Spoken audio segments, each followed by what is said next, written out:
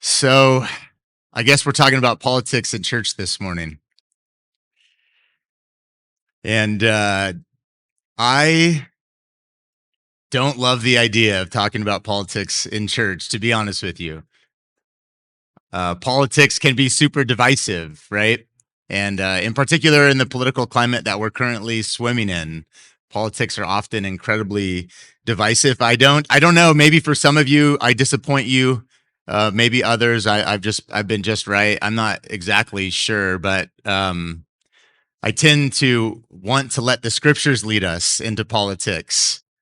I find myself sometimes inspired by those of you that are more politically astute than I am. I read these like legislation pieces that I'm supposed to care a lot about as a Christian, and I sometimes ask myself, like, I don't even know what this bill is actually saying. It all feels confusing at times. Maybe you guys know what I'm saying. I think this issue of politics and what to do with government in our lives can be a really challenging topic. But today, the scriptures are leading us into the topic. So here we are to discuss what Jesus has to say about the kingdom of man.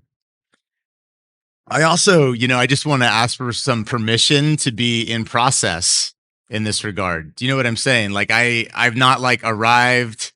I don't consider myself to like be the expert on how Christians ought to act in the political sphere or in the civic sphere. I've also can look back and wonder, did I do it right there? Did I interact with the political world in a way that was godly? Like I look back on my life and I wonder some of those things. Like, for example, just a few years ago, I remember March 17th, 2020, something like that. I had been hearing these rumors of a COVID virus that I remember telling a friend like on Tuesday of that week, all that they're saying is going to happen is not going to happen. I can guarantee you that. I literally gave the stamp, the guarantee. And of course I was wrong. And on March 17th, the schools shut down. I was at a meeting at church. The church we were at was Radiant at the time. I was at a meeting. This is kind of funny, God's sense of humor. It was a calendar planning meeting. We spent the entire meeting talking about the calendar for the upcoming 12 months in the life of the church. And then our worlds got rocked. And I remember sitting with some of the leaders at Radiant Church a few mornings later, and we were essentially looking around at ourselves asking, what are we going to do? What are we going to do? Do you guys remember? I mean, in hindsight, it starts to feel like it's more clear than it was at that time. I don't know if you can remember feeling a bit puzzled. And I remember myself thinking, and I think I even said it out loud, give to Caesar what is Caesar's. And I felt like the whole COVID experiment was an opportunity to figure out what does it mean to render to Caesar what is Caesar's, but give to God what is God's. So here we go. Let's talk about it. But while we're talking about politics, let me just say, ultimately, this passage isn't just about our politics or how we follow Jesus under our relationship to government. I think ultimately the key to understanding this passage is understanding how we're to rightly order our allegiances. Who's our primary allegiance? That's what we're getting after as we get after this passage. So just permission for you to be in process. Can you give me permission to be in process as it relates to this idea of coming under a government? And we could just acknowledge that, like, this is a pretty charged topic. And I don't know all of your stories in relationship to this. So here we go. We're going to come together in unity. This story takes place at a real climax in the story of Jesus. And we've been in this climactic spot the last number of weeks. And I think, we're living in a very climactic spot, aren't we? The political heat has only increased really since COVID, and we find ourselves in a bit of an election cycle. And so maybe we're in the perfect spot to consider these words of Jesus today. Jesus, imagine he's just walked into the temple and completely overthrown the temple. said, nope, we're not doing it this way in my house. My house will be a house of prayer. And then he's returned to the temple and he started teaching, this is what my house will be like. He deconstructed the temple and he's returned to reconstruct his vision for his church. And in his reconstruction, parable stories, the finger got put on the religious leaders. And they started to realize, like, oh man, all these parables Jesus is telling, they're about us. We're the subject of his parables. And so they go away and they come up with a plan. This story today is a new story about how they respond and what their plan is. So also at this time, remember, these are Jesus' final days. We are in the last week of Jesus's life, and the plot to kill him is completely underway. And that's where our story starts today. The passage is about a conflict. The passage is about a Caesar's coin, and the passage is about Christ's conviction. So let's jump right in, verse 15, and you can follow along in your Bibles with me. Let's start with this climactic conflict. Verse 15, then the Pharisees, it says, went out and laid plans to trap him in his words. They sent their disciples to him along with the Herodians. This is really interesting start to the story. Notice it's not even the Pharisees themselves that come to trap Jesus. They sent two groups, their disciples, representatives, I guess we would say. Maybe they thought, hey, he won't recognize these guys. We'll send our underlings. They also came along with a group called the Herodians. You should see Herod as the root in the Herodians. We don't hear much about the Herodians in Scripture, but what you should know is that the Herodians and the Pharisees represent opposite camps. These are people that are unlikely to be brought together. Two groups. The Pharisees were friends of Israel's religious power. The Herodians were friends of Rome's political power. They were called Herodians because they supported King Herod. Maybe you remember the name King Herod, who was a Jew sent to rule on behalf of Rome, a Jew ruling over his people on behalf of Rome. So on one side, we've got the political powers, the Pharisees, and on the other side, we've got the political power, the Herodians. So again, these groups, they've been opposed to one another. They are opposed on every count. They would normally be enemies, but they have one thing in common: a new shared enemy, Jesus. The one thing these groups have in common is that they don't like what Jesus is saying. Both groups are threatened, and so they're coming together to trap him. This is the reason that they come together. In the next few weeks, we're going to see 4 questions. Every passage starts with a question. The funny thing, the ironic thing about the question that leads today's passage is it's not really a question at all. It's a trap. Their goal is to get the people alienated from Jesus. And if they can get the people alienated from Jesus, they win. So they come with a trap. So how are they going to trap him? Let's take a look. Verse 16, it says, they started in with, "Teacher, we know that you are a man of integrity and that you teach the way of God in accordance with the truth. You aren't swayed by others because you pay no attention to who they are." Anyone notice a little flattery in those words? Comes off as a little bit patronizing. They're buttering him up.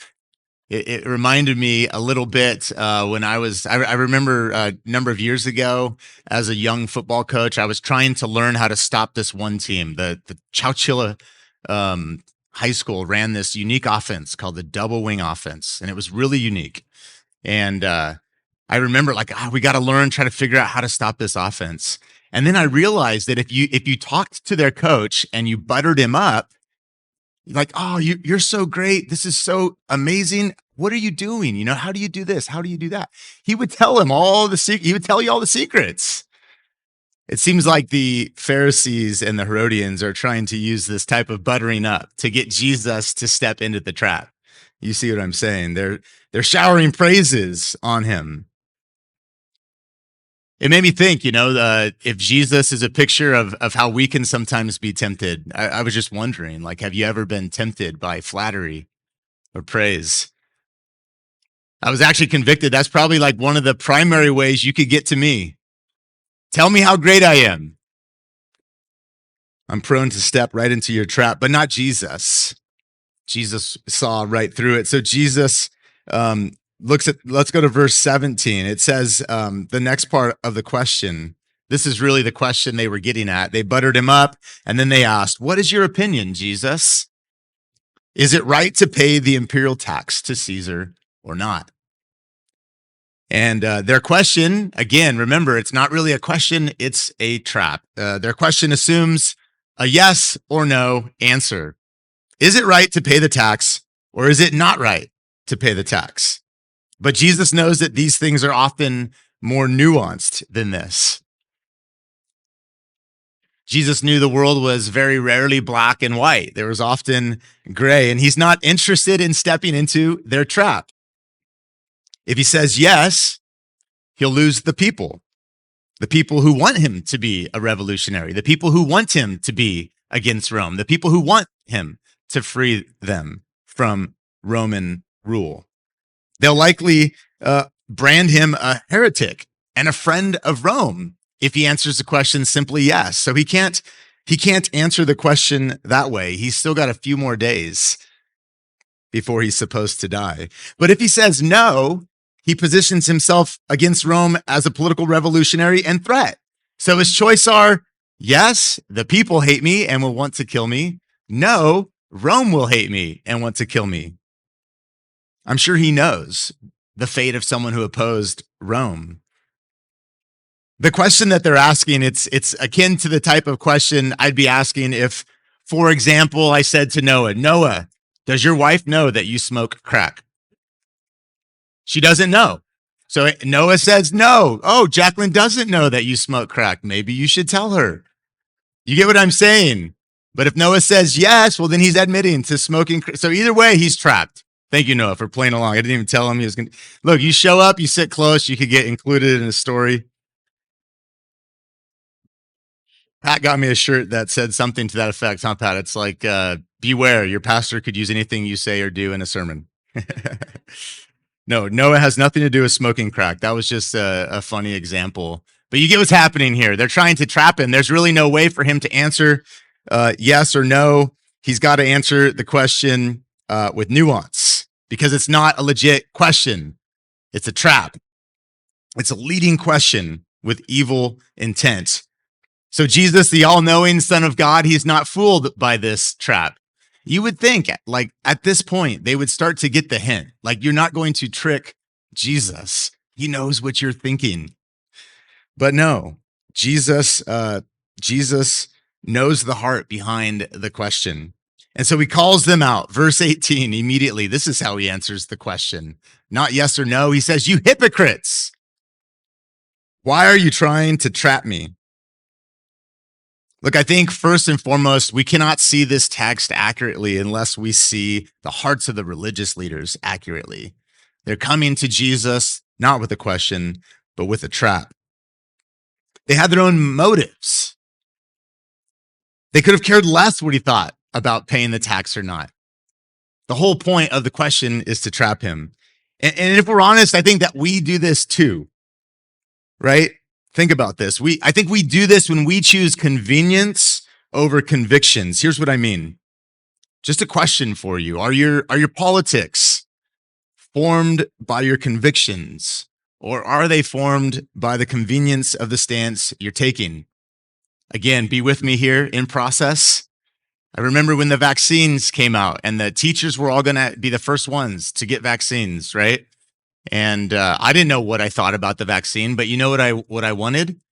Convenience. And so I'm sorry. I guess I'm admitting right now. I got vaccinated early on. You know why? Because I didn't want to lose my job and I wanted to keep coaching football, probably both in equal order. And I knew that if I got sick, you see what I'm saying? There was no conviction that led to that decision. It was convenience. And sometimes we do this with our politics. For example, did you know statistically that two of the top three states in most abortions performed are Texas and Florida. Texas and Florida. The other one in the top three is New York. You might expect New York. But two of the top three are actually red states that would consider themselves to be pro-life. So perhaps the Pharisees aren't the only ones to struggle with a little bit of hypocrisy. If we're honest, we often are led by convenience rather than our convictions.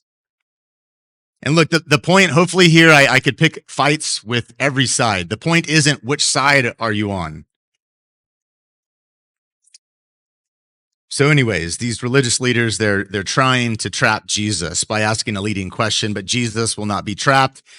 And as he so often does, he deflects the question with a question of his own, one that exposes their hearts. This is what Jesus is up to.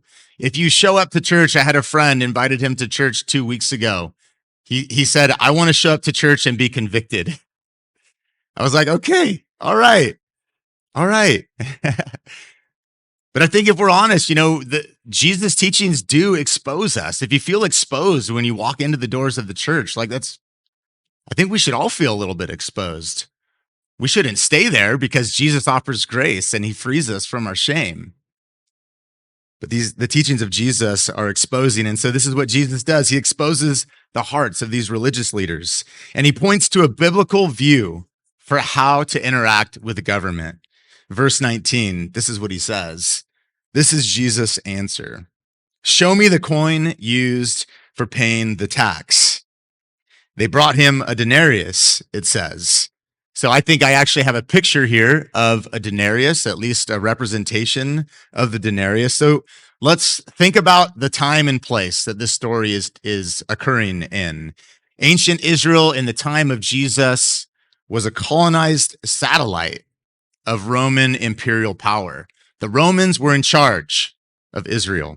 And as a conquered people, the Jews were expected to pay taxes to Rome. In fact, that's probably why this coin was printed at all, so that the Jews could pay tribute to Rome.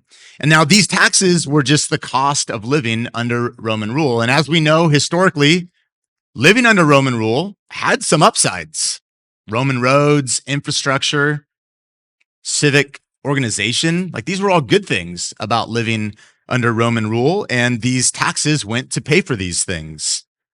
But, as with most colonized people, there wasn't an eagerness that the Jewish people had to be under Roman colonization, right? I mean, we're Americans. We can think of how this went in our country's history, right?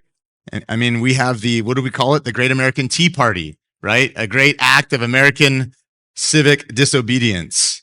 Anyways, particularly on the religious right, revolutionary leaders posed the objection, and this would have been the objection that was swimming in the cultural context that Jesus was living in. Should God's people pay taxes to an idolatrous and religiously debased state government? So Jesus says, show me the coin. So let's take a look at the coin. And I doubt this is an actual coin. This is probably a representation or a replica.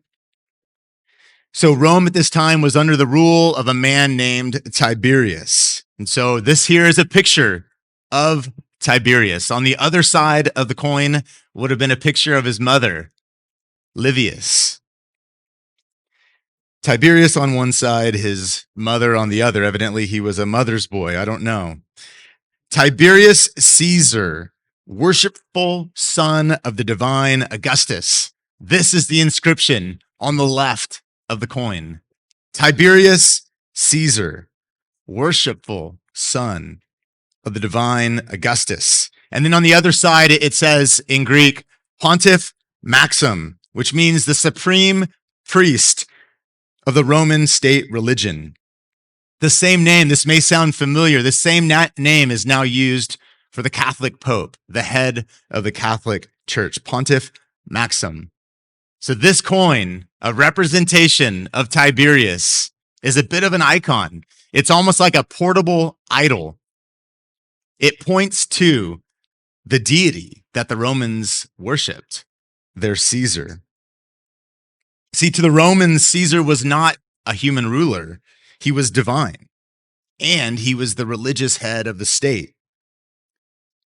So get this, Israel's pious religious leaders, the religious elites, they have on them a piece of idolatrous currency.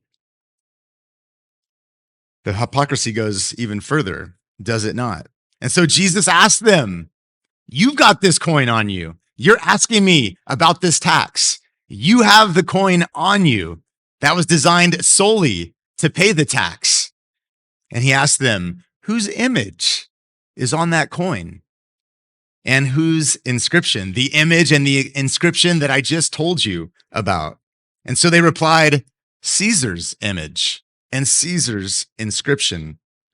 And now comes the whole point of the passage. Jesus' answer to their question, but not in yes or no form. He's too smart for that, but with nuance. He gives a totally comprehensive and faithful to the one true God, Yahweh, but also honoring Caesar. So this is an amazing response by Jesus, and let's take a look at why. Verse 21, he said to them, so give back to Caesar what is Caesar's, and to God what is God's. Jesus was like super good at saying things like right to the point when he wanted to get straight to the point, deflecting questions, and then like one sentence that says it all. Give back to Caesar what is Caesar's, and give to God what is God's. The first statement must have shocked them. Imagine, are you participating in the worship of this Roman deity? It must have shocked them, but it was the second statement that must have amazed them. Verse 22, it says they left amazed. So here's Jesus' summary teaching on how to respond to earthly government in two parts. Point one, give to Caesar what is Caesar's. The question begs, what does it mean for us to give to our Caesar what is Caesar's? Jesus' position towards government is marked by respect for the state, evidently. Now, we know by now that Jesus was not against paying the temple tax. So Jesus evidently is pro-taxes. I don't know if that's disappointing to realize. I have a friend who I was talking with about taxes at one point, and he said, the key to doing your taxes well is to make sure your accountant is not a Christian. Anyways, hopefully none of your position is exactly the same as that. I think he was joking because he was actually a Christian. But Jesus was evidently okay with paying taxes. He said, pay the temple tax. We learned about that a few chapters ago. And here we see that he's saying, give to Caesar what is Caesar's. So Jesus is not anti-tax, but a robust consideration of what the rest of the New Testament says about Christian citizenship will reveal that the sentiment goes much further, much deeper than just taxes. I wonder, are we all like, if you want to offend everybody, just stand up in church and say, taxes are Jesus' idea. Kidding, not kidding, right? Who wants to pay taxes? None of us really do. But this is what the story kind of hinges on, this idea of giving to Caesar what is Caesar's. Hey, Jesus wasn't the only New Testament author to write about this concept. Go to Romans 13. This is Romans 13, 1-7. The Apostle Paul said, let everyone be subject to the governing authorities, for there is no authority except that which God has established. The authorities that exist have been established by God. Consequently, whoever rebels against the authority is rebelling against what God has instituted, and those who do so will bring judgment on themselves. For rulers hold no terror for those who do right, but for those who do wrong. Do you want to be free from fear of the one in authority? Then do what is right, and you will be commended. For the one in authority is God's servant for your good. But if you do wrong, be afraid, for rulers do not bear the sword for no reason. They are God's servants, agents of wrath to bring punishment on the wrongdoer. Therefore, it is necessary to submit to the authorities, not only because of possible punishment, but also as a matter of conscience. This is also why you pay taxes, for the authorities are God's servants who give their full time to governing. Give to everyone what you owe them. If you owe taxes, pay taxes. If revenue, then revenue. If respect, then respect. If honor, then honor.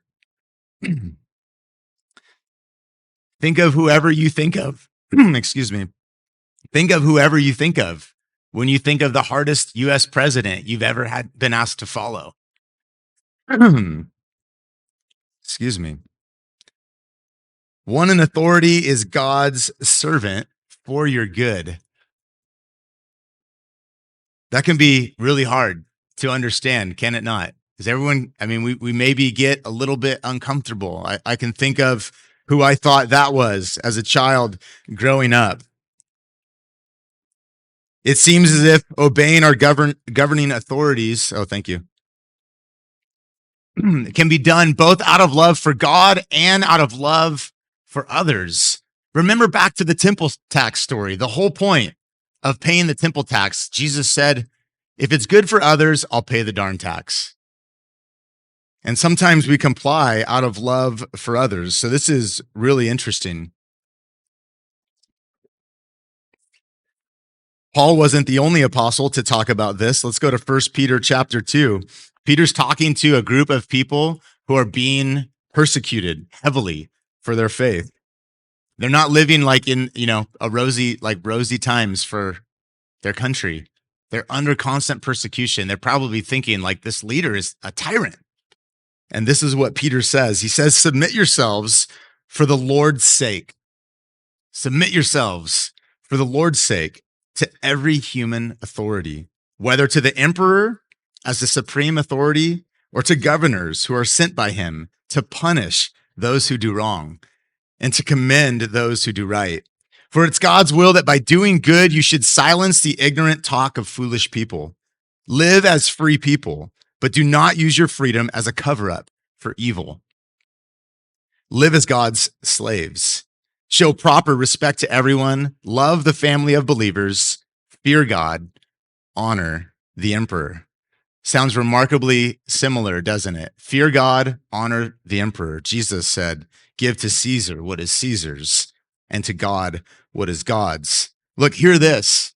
The command to give to Caesar what is Caesar's is just that, a command, and it resonates throughout the New Testament.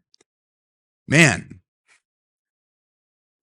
this ain't so easy. It can feel like the government that we're living in right now is not worthy of our submission. And you guys are being good. You're not like shaking your heads a lot, probably trying to keep your political cards in your pocket, which I totally understand. But man, it's like at times our governments in this world are anti-God. And what do we do about that? Notice that Peter nor Paul nor Jesus justified the actions of their governments. And yet still we're commanded to submit to earthly authority. And at times, our governments are anti-God, and it's really shocking almost to hear that God is not anti-government. So the second part of this teaching is give to God what is God's. Give to God what is God's. It made me think, I think we realized that what was Caesar's was the coin.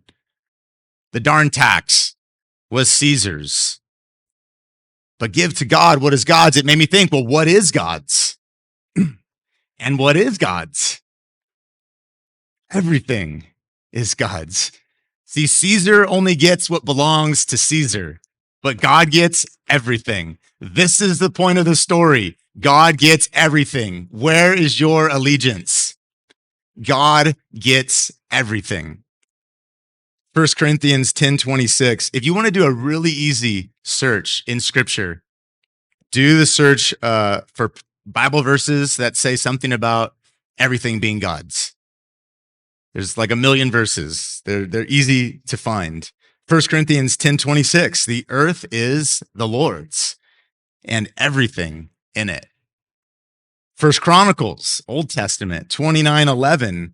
For everything in heaven and earth is yours. Hebrews 2:10, New Testament. For whom and through whom everything exists. Everything exists from God and for God.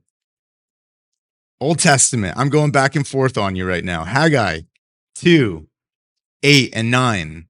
What is God's? It says in this passage, the silver is mine and the gold is mine, declares the Lord. Psalm 50:10, maybe you're familiar. It says that he owns the cattle on 1,000 hills. Psalm 22:28, I love this one. This is really helpful when you feel like the governing ruler is not a good dude. Psalm 22:28 says, for kingship belongs to the Lord, and he rules over the nations. God gives dominion, but everything is his. Give to Caesar what is Caesar's. Give to God what is God's. Jesus' second point implies the rightful limitations of the state's authority over a Christian. We give something back to our government authority, but we do not give everything back to our government authority. Amen. Caesar's coin bears his image. Therefore, it's his. But human beings are image bearers also, and we bear the image of the living God. And we belong to him along with everything in his creation. The word for image here in Greek is the exact same word in Genesis 1 that talks about humans being made in the image of God. We owe the state its due, but we don't owe the state its deification. Let's say it again. We owe the state its due, but we don't owe the state its deification. You want my money, you can have my money. But the state can never take our faith. We give our loyalty to the state, but not an allegiance without limitations. This is good news. The state is God's servant. Scripture clearly teaches the state is God's servant. But if we're honest, and I think we're easily able to be honest, the state can become demonic insofar as it asks for itself the things of God. As long as Caesar's only asking for what belongs to Caesar, fine. Give it back to Caesar. But Caesar cannot take what belongs to God. And what belongs to God? Everything belongs to God. It was like super confusing when churches were being asked to stop meeting. And I remember thinking, okay, give to Caesar what is Caesar. Early on, feeling confused, like I want to love my brother. You know what I'm saying? This is like the dilemma that we were going through. And I remember thinking, like what? Okay, like what if you do these scenarios? Like what if I was on a desert island and there was nobody else? Could I still have a faith, even like a personal faith in Jesus? Because there's certain things that Caesar cannot take. And Jesus said, what belongs to God is God's. So the state is God's servant, but it can become demonic, and this is our problem. So this is the hard thing. The hard question to ask is like, it's easy to submit ourselves to a godly authority. Not hard to submit ourselves to a godly authority. If you've had a good dad, you're like, no problem. I submit to you, Dad. It's easy. You follow God. It's really easy to follow a godly authority. It gets really hard to follow and submit yourself to an authority that is not godly. And this is the world that we live in, is it not? But this is the world that Jesus lived in. The Caesar that he said, give to Caesar what is Caesar's, was not a good man. The Romans would go on to do all kinds of horrific things to Christians. And yet Jesus still taught what he taught. So what do we do though? Because scripture also has something to say about what to do when government becomes oppressive, demonic, sinful. Psalms 2:2 says, the kings of the earth rise up and the rulers band together against the Lord and against his anointed. This is the human experience, is it not? That not all authority is godly authority. I'm reading through, I'm like at a really long stretch in my Bible reading right now. If you can relate, I'm in 1st and 2nd Chronicles. And it feels like every other chapter is like this king who led the people away from God. And then every now and again, there's like a good king who brought his people back to God. But if we're honest, like this feels like our most common experience. We're under government authorities that do not seem to be under the authority of God. So what do we do? This is a real question. We're not just rebellious. We see the wrongs that are out there. We have a heart inside of us. We were wired for justice. So if that's you this morning, you're like, nah, man, this government's oppressive. It's sinful. It's leading to our destruction. You might be right. I'm not arguing with you on that point. So what does Jesus mean? Well, let's take a look. What about oppressive, sinful governments? How should we respond? The first example I could think of is the Moses example. In Exodus chapter 1, Pharaoh has sent out an edict to have all the young boys killed. You guys, maybe you know the story that Moses' life was spared by some midwives. What did they do? They concocted a little waterproof basket, sent him down the Nile River. This is godly civic disobedience. Those women recognized it is unlawful to take a baby's life. I cannot comply with the edict of Pharaoh. Another example, and if you wanted to do a study on how to relate to an ungodly government, read the book of Daniel. The book of Daniel is powerful. Daniel chapter 3, verse 18. Daniel was asked to worship the Babylonian king, and Daniel would not bow to the Babylonian king. Daniel, however, served the government incredibly, excellently. He was the finest of all the king's servants, but he would not bow his knee to worship. And this is what it says in Daniel 3:18.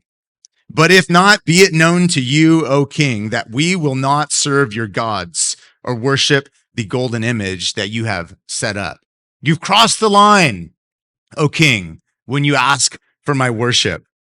This is the example of Daniel. And then Jesus, we even see some examples in Jesus' life in Matthew chapter 2. Maybe you'll remember Herod has just sent out this edict trying to kill the Messiah. All the baby boys, again, are going to be killed. And Jesus' family is like, we're out of here. This was their version of civic disobedience. We see the wrong and we're taking off. We're moving to Idaho. No, sorry, not Idaho. They fled to Egypt at that time. Sorry, that was to wake you up. Oh, it was Nashville. That's where they were going. Oh, man. It is kind of funny that Jesus fled to Egypt. It's like, dude, if Egypt was a safe place for God's people, this is like, what has happened?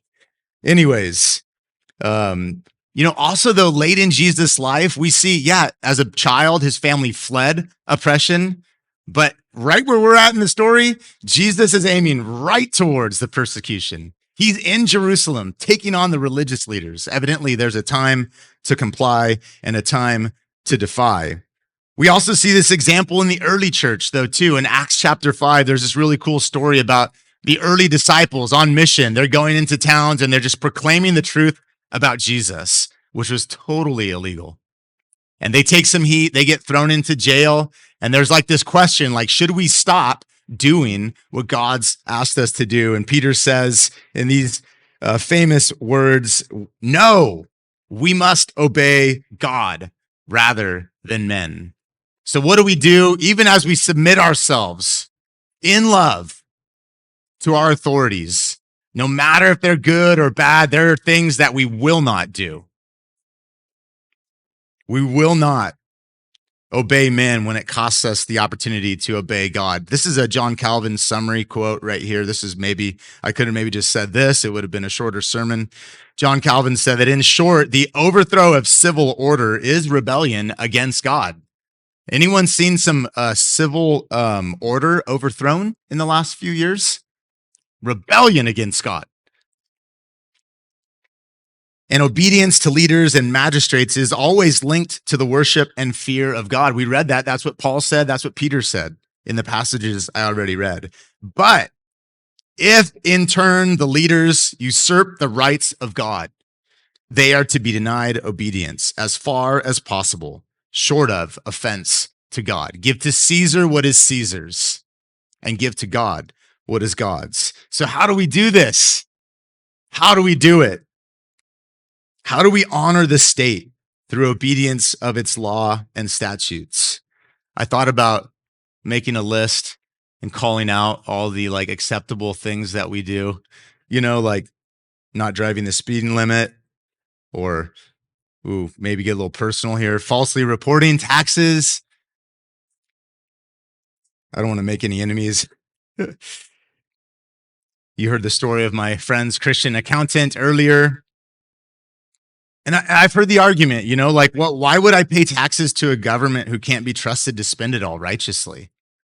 Seems to make a lot of sense on its face. But guess who lived with a government who couldn't be trusted to spend it all righteously?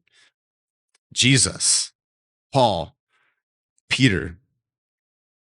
So we honor the state through obedience of its laws and its statutes, as long as those laws and statutes don't lead us into compromise.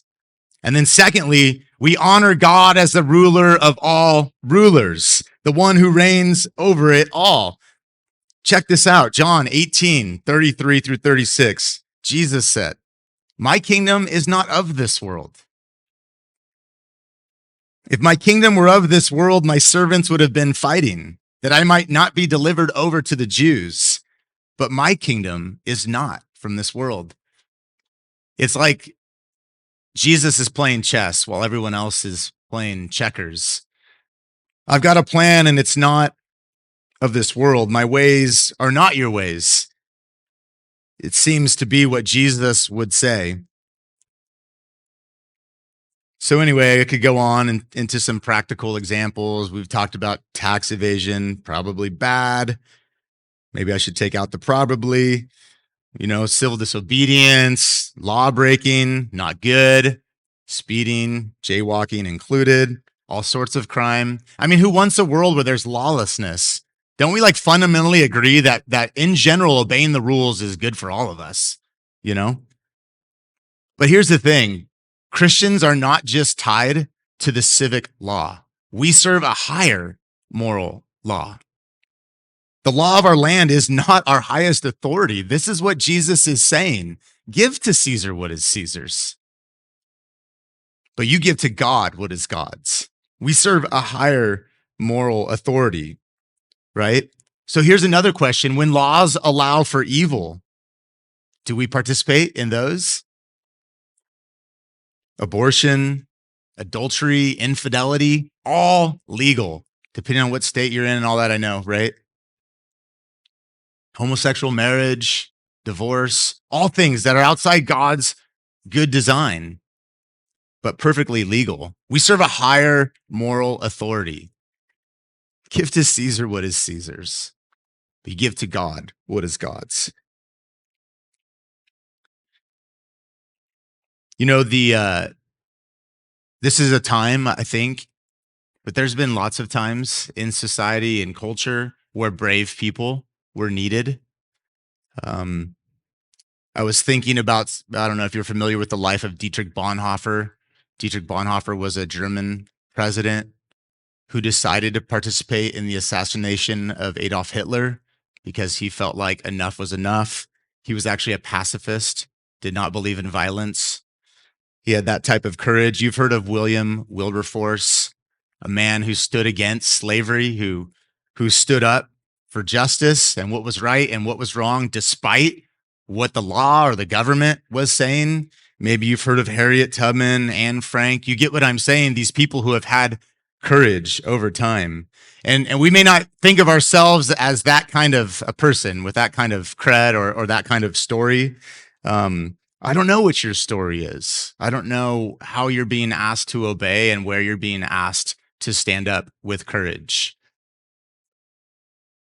But what I do know is that the call of a Christian is to give God what is God's. And what is God's?